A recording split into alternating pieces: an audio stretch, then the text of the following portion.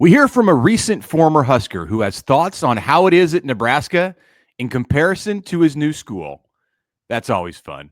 Next.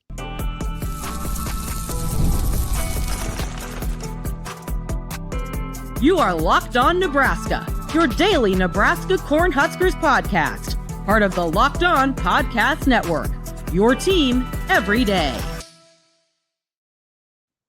Good morning, and thanks for making Locked On Nebraska your first listen every day. We are free and available wherever you get podcasts and on YouTube, part of the Locked On Podcast Network, your team every day. And this episode is brought to you by Monarch Money. Take control of your finances with Monarch Money. Use code LOCKEDONCollege at monarchmoney.com for 50% off your first year.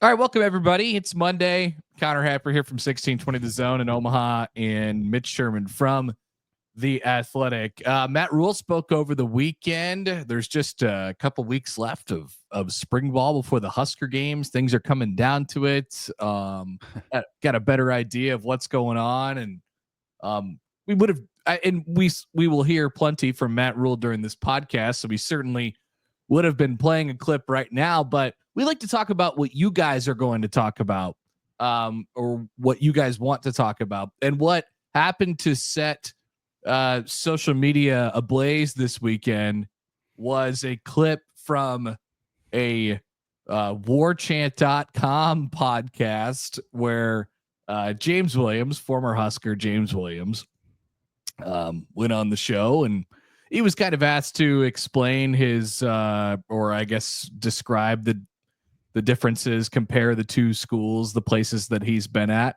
and it went it went a couple different directions. He got asked the leading question. Yeah, let's say that. He did.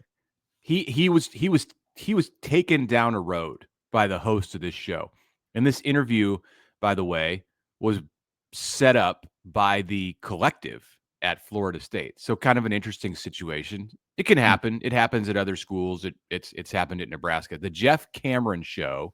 This is part of War Chant, as you mentioned, and which is on 3 for Florida State, I think. Okay. And the interview was coordinated by the Battle's End, which is the FSU collective, and he was talking about the Seminoles in his first few months of the team, and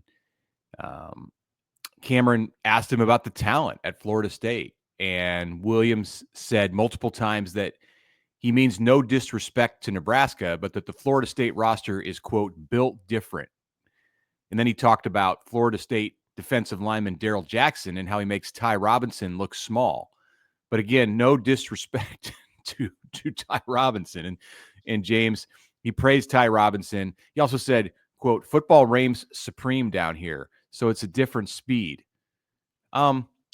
You have to, this is not going to go over well with Nebraska fans. And totally fine if James Williams, the former Nebraska defensive end, you'll remember he came to the Huskers via a post-grad camp before the 2023 season, was playing junior college ball. Kid from the Kansas City area, was in Iowa at a lower level, and then was a great story because he went from the scout team to being a third down specialist. And then last year, his second season with the Huskers, he had the big game against Rutgers with a couple of sacks in a defensive dominated game. So he knows what it's like at Nebraska. He followed Tony White and Terrence Knighton to Florida State in December, and he keeps getting asked about the Huskers. Like, this is the second time this has happened. I think part of the deal here is, part of the issue is that Williams himself was a relatively low impact player at Nebraska. He flashed a couple times over a couple years, and then there was that story that nobody wanted to talk about throughout the 2024 season that we never really got an answer to. But Terrence Knighton, we knew that James Williams and Terrence Knighton became closer as a result of kind of his life story, all of those things. Well, to be clear, like, we wanted to talk about it.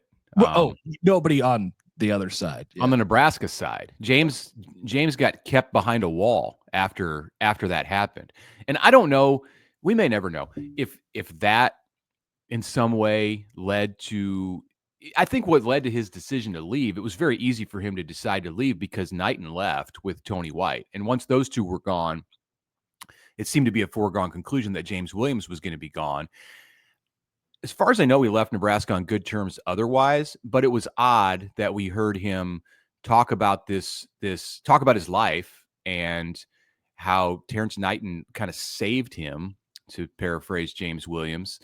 But then requests were made to hear more about that, and Nebraska kind of said, we're going to not do that. Like they were hesitant to put him back out in front of everybody. Yeah.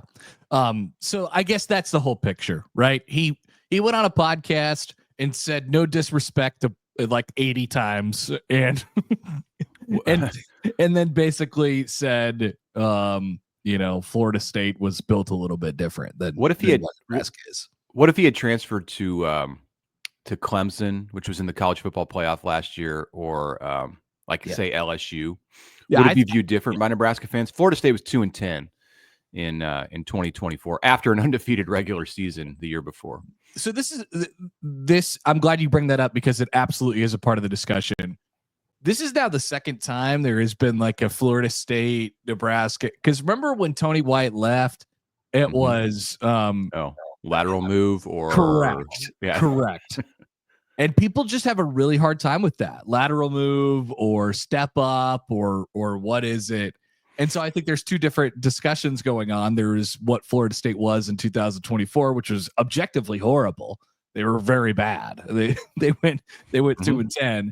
And then there was what Florida State has been in recent history, which is mostly up and down, but they won a national championship just a little over 10 years ago. 2013. Yeah, right. So like it's generally been a pretty solid program. So like you have a couple schools here who have not necessarily been at the top of their game for the last 10 years. I mean, Nebraska has been to one bowl game since 2016, Yeah.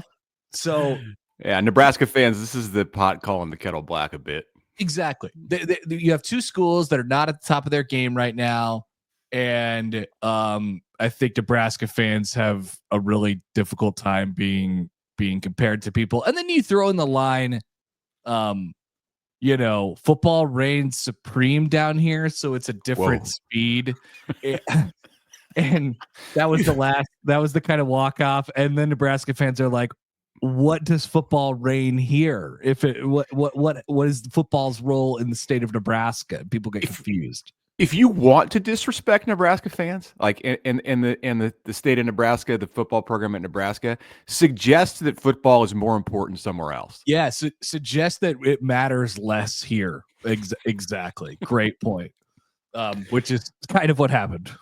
So to go a little bit further, then I don't know that maybe we would have talked about this. I think we probably would have. It kind of blew up, and all kinds of people jumped into and you had your kind of like fringe media people, all the different podcasters and such who people who have gained status because they tweet a lot on social media. They were all kind of chiming in, and more power to them. Good job. Like you got a lot of eyeballs on you.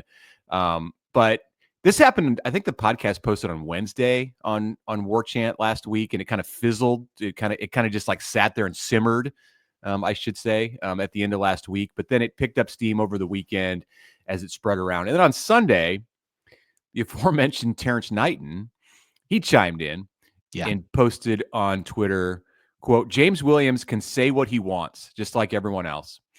And that's indisputable. Like, that is true. He stated a fact. Like there is nothing on its face divisive or negatively painted at Nebraska with that comment. But you know how it's going to be taken. Like, oh, Terrence is okay with this. Like Coach Potroast has turned his back on the Huskers. I think maybe the thing that more so than getting compared to another historic program or suggesting that football matters less at a place compared to another. Like, I think you have to consider the subject here, and it's James Williams, and the way he talks and the way his position now, following parts of his old coaching staff at Nebraska to Florida State, where inevitably he has a leg up on a lot of the people that he has to beat out for jobs and beat out for playing time down there. Now,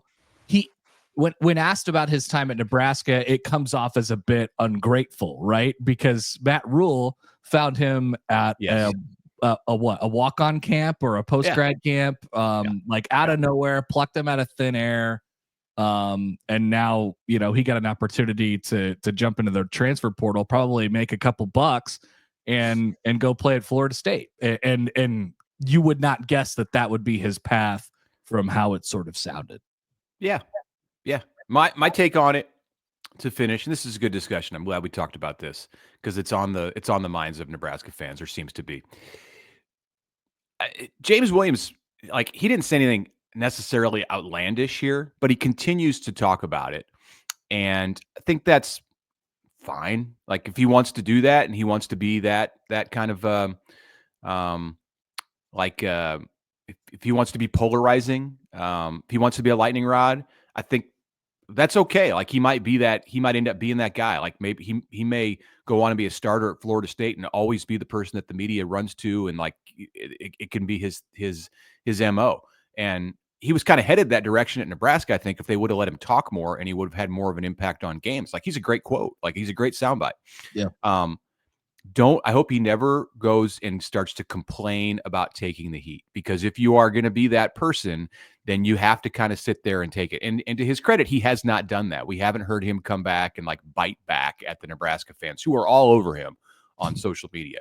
I would say if he does that and he starts sniping, then it becomes an issue. He clearly knows and is clearly aware that Nebraska fans are mad at him. He kind of has put himself in a position where he has to just kind of take it, in my opinion. All right, we settle back in on what's going on in Lincoln, where Matt Rhule spoke over the weekend, and we're getting down to the last few days of spring ball. Coming up next on the Locked On Nebraska podcast. But first, a message from our friends from Monarch Money. You ever wonder where all your money went between dining out, online shopping, entertainment? It's easy to lose track. That's where Monarch Money comes in, your personal CFO, giving you full visibility and control over your finances. Monarch Money isn't just a budgeting app. It's a complete financial command center. You could track all your accounts, investments, and spending all in one place, so you could stop managing your money and start building wealth. It has all-in-one convenience. Instead of juggling multiple apps, you could use your Monarch Money app to check your finances, track spending, and even plan long-term goals. So grow with Monarch Money. Take control of your finances today with Monarch Money. Use the code LOCKEDONCollege at monarchmoney.com for 50% off your first year. Let me repeat that. monarchmoney.com, code LOCKEDONCollege for 50% off your first year.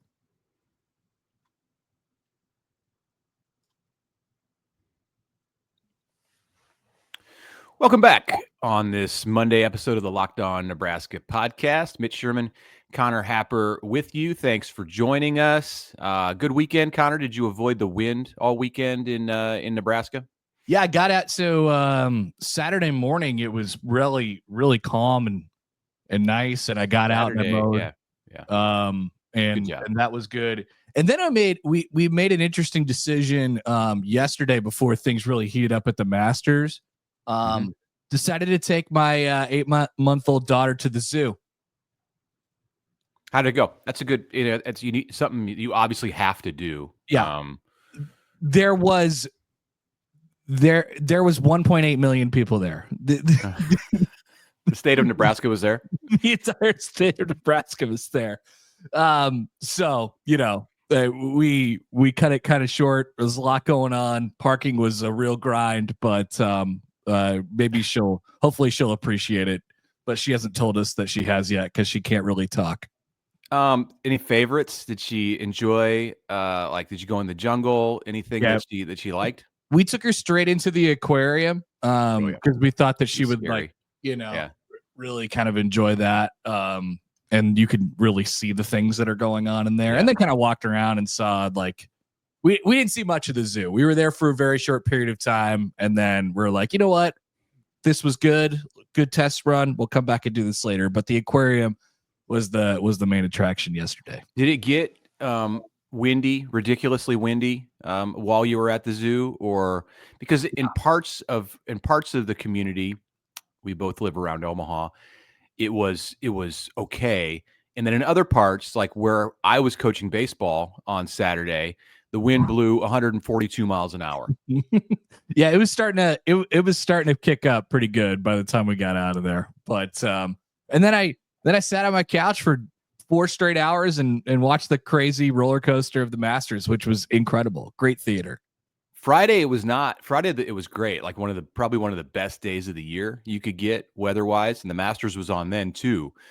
Strange how that works, but so I had the outside TV fired up yet again. I will say my non-outdoor TV. This is just like the $79 Amazon Fire TV that you can get on Black Friday. That's perfect size, like 37 inches for my back patio.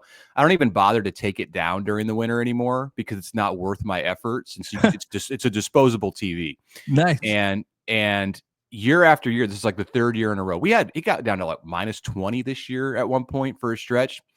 The TV just fires up. There's it just comes back on. There's like messages on it that say, do not store this TV in conditions under 40 degrees or whatever. No, I keep it outside all year. And Friday was the first time I had to dust it off a little bit, get on the ladder and dust it off. But no, it fired right back up. And so the Masters was the first programming to watch on it in the spring.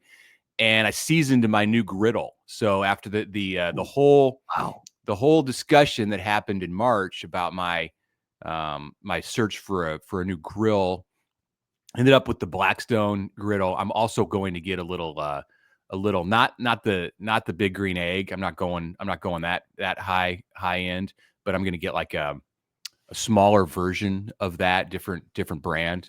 So I can smoke and cook with charcoal in addition to the griddle. Got the 22-inch Blackstone, and we seasoned that bad boy on Friday night, which was a lot of fun. Had the Royals on.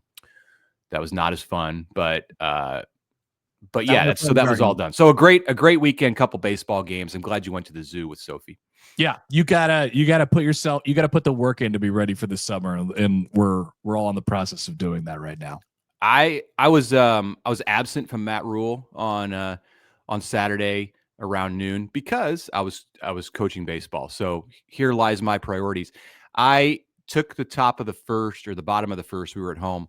Off from coaching first base and popped in my AirPods and sat in the dugout and listened to Matt Rhule. And the guys were like, "Coach, you can't have your AirPods in during the game. Come on, what are you doing?" And I'm like, I'm listening to Coach Rhule give his post practice. He was supposed to be done at 11:30, so I was like, all right, we're going to be good. It's warm ups. The game was at noon. They of course ran long.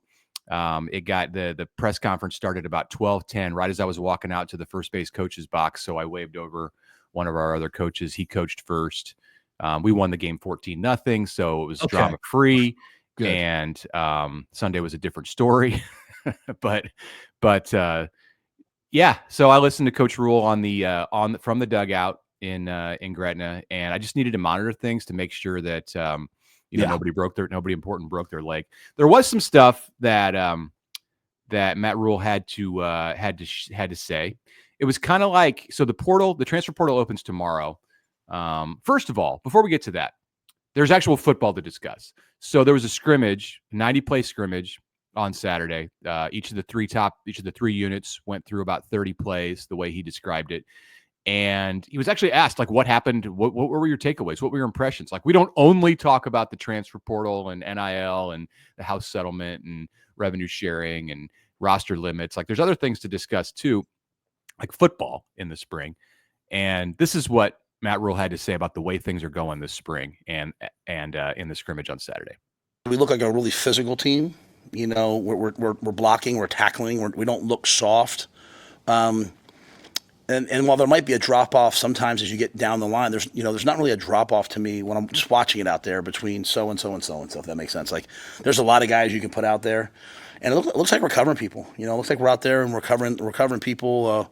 There's not a lot of guys running wide open in the drop back passing game. So again, there's a lot to watch, but I liked all those things. And then at the end, all the situational stuff the guys are understanding it. I don't have to explain it time and time again. I did some situations today I haven't even covered with the guys, but there's recall from last year or the guys who really watch a lot of football. So that's red meat for you guys who actually like football in the spring and don't just want to discuss issues. Yeah, on the covering people part, he went on later in the session to say that he feels like basically he has 6 starting corners right now. They're 5 safeties. Yeah, so that's a good sign for how things look in the defensive secondary. It's good to hear that they for now. Yeah.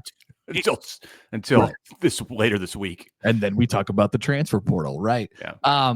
So it's good to hear that they're physical and like that's what you want to hear too, that they're ahead of where they feel like they have been from a situational standpoint, and just kind of knowing where to go and what to do. Like a lot of spring, depending on what your team is just figuring out, all right, how deliberate do we need to be with these guys in teaching? And it feels like Rhule, has let off the gas on that a little bit. Like, all right, we could do some actual football stuff. We can advance this thing a little bit in the spring, which should be an advantage to them come fall. Yeah. It was one guy that he talked about. Sorry, I lost my thought there for a second. One player that he talked about, who I think we've kind of all been like trying to dig a little bit to figure out like what's the story with this guy in the spring, is Elijah Pritchett. Rhule confirmed that he is in fact playing left tackle. Tyler Kanak is the guy on the other side, and we've seen bits of practices, but we haven't seen 11-on-11 stuff. So yeah, we knew Elijah Pritchett's playing left tackle, but to hear the head coach say that was, I think, a important moment. Happy with Tyler Kanak. So there is a tackle stepping up on the right side. He mentioned some other tackles too. Said they're deep at tackle, which is something that we've worried about or been thinking about. Mentioned Grant Bricks. He mentioned Brock Knutson. He mentioned even Preston Taumua, who's playing guard and tackle. Grant Segrin is the guy that he mentioned right after Tyler Kanak, who seems to have stepped into like the role of, as far as their healthy guys, the second tackle right now. He says Segrin can be as good as he wants to be as soon as he like believes it himself and understands that he is a Division I football player, and it's not he's forget that you're a walk-on. Like walk-ons essentially don't exist in college football anymore as of 2025. So, and even if they did, you don't have to have that mentality. So, interesting to hear some talk about the tackles and Pritchett in general. It was all good. Like Rhule said, he's got a long way to go as far as learning everything, but he sure did sell the Nebraska program in that moment. And talking about Pritchett, he said, he saw Elijah the other day around the facility and they chatted, and Elijah was going through some of the, like, it's difficult to go be at Alabama for several years and then come to Lincoln, Nebraska in the winter. And Rhule said, this is good practice for you because you're going to play 12 years in the NFL. And there's going to be some time in your career when you're living, for example, in Las Vegas, and then you're going to play a game in Atlanta. So you're getting practice at that right now. So he always finds a way to, kind of sneak in, like, this is what Nebraska's getting you ready for. Outside of football, there is always plenty to talk about. And so we'll hear from Matt Rhule on that next, including, well, there was a big situation in college football that kind of brewed up over the weekend. That's right. So we have some of that. Let's do that as we close things out next. A message right now from Supply House. Get the supplies you need from the site made for skilled trades. That's Supply House. Whether you're in plumbing, HVAC, or electrical work, Supply House is the reliable way to order products online. Their easy-to-use website is packed with helpful resources and the latest product info to help you get the job done right. Plus, with a complete inventory of more than 200,000 parts from 400-plus top brands, you will find exactly what you need delivered fast from coast to coast.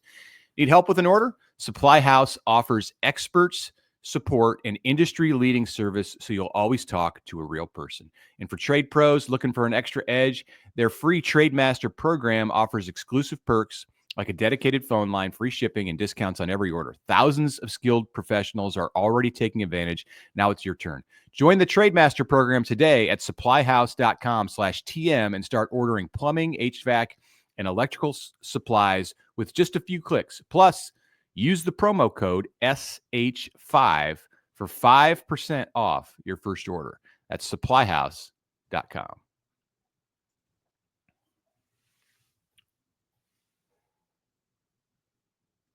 All right, welcome back. Very cool news in college football over the weekend.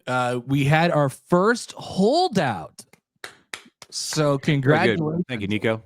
Yeah, good job by Nico Iamaleava, the formerly known as the starting quarterback at Tennessee.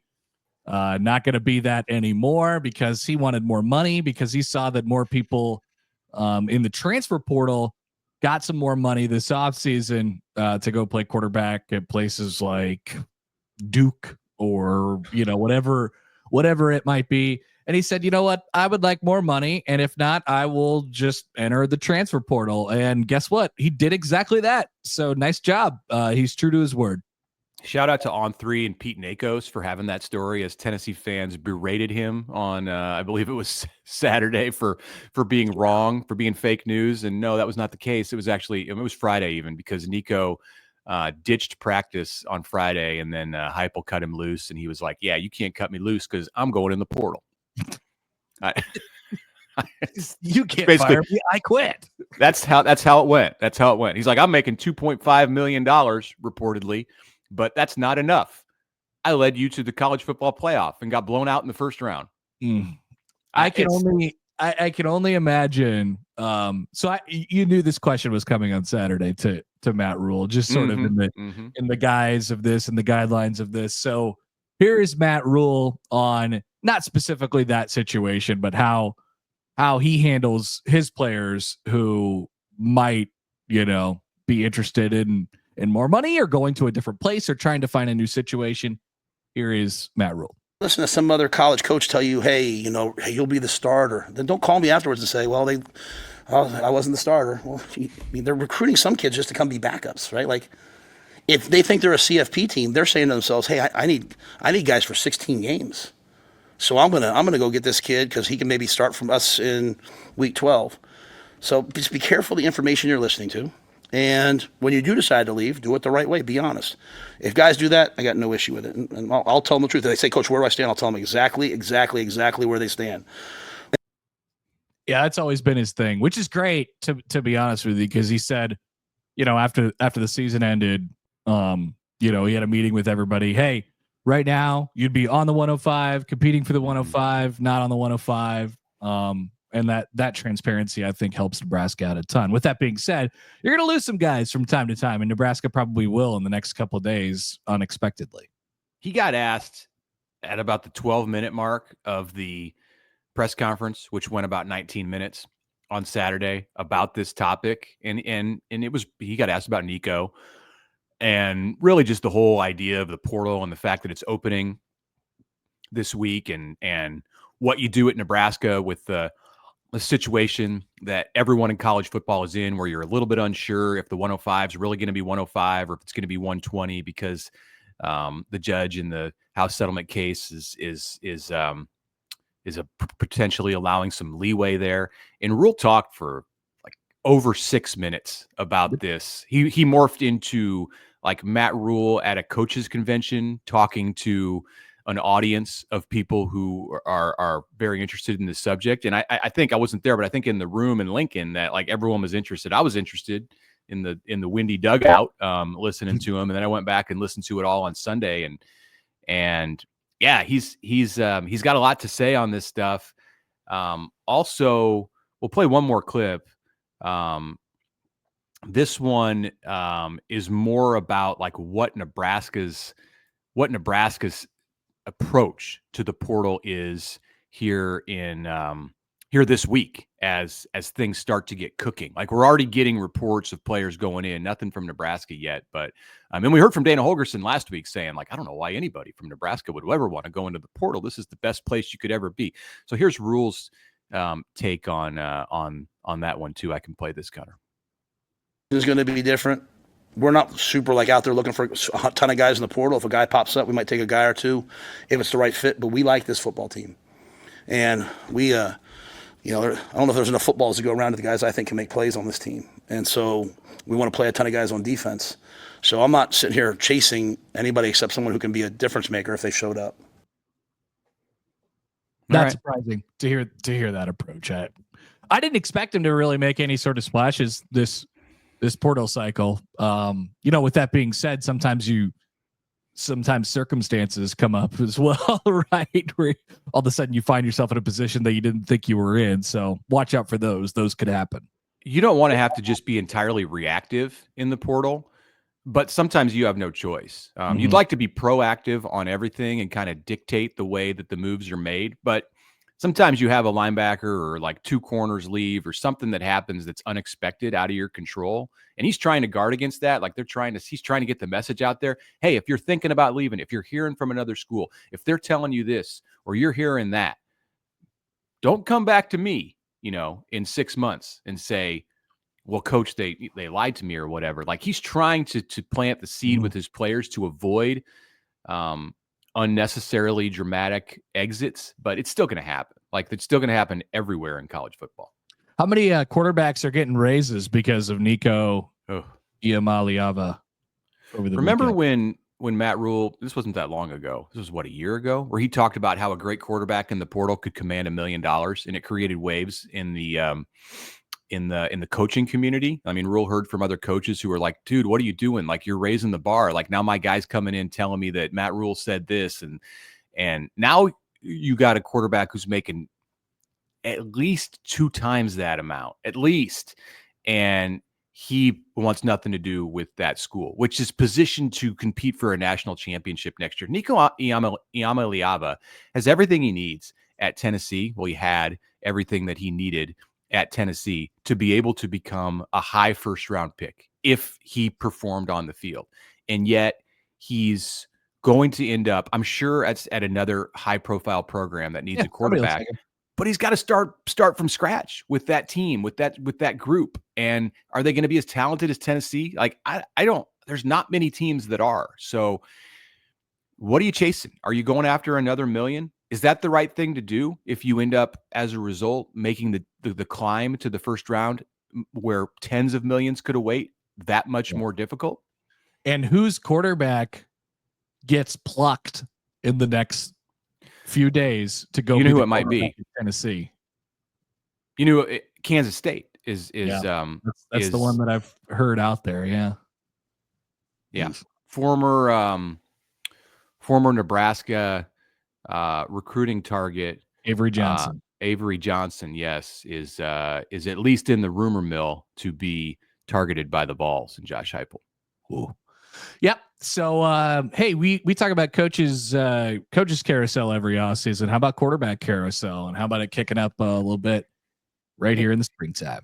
And we can finish this with the hometown connection, and that Dylan Raiola is seemingly content at Nebraska being the chief recruiter for wide receivers out of the portal and going and supporting Nebraska athletics. He's fully bought in, from the outside looking in on everything that's going on in Lincoln. Now, that doesn't mean that you're going to be you're always going to be sweating this thing out. I don't think there's any iota of concern about Raiola here in this transfer portal cycle that's happening in April, but always with your best players. When December rolls around, you have to be on edge. I'll say this: if Dylan Raiola had the thoughtfulness to really think about his career and the shape of it and what it was going to look like, and then eventually come to Nebraska the first time around, he doesn't seem like the kind of guy who would just out of the blue. There he is at the Declaration of Independence signing.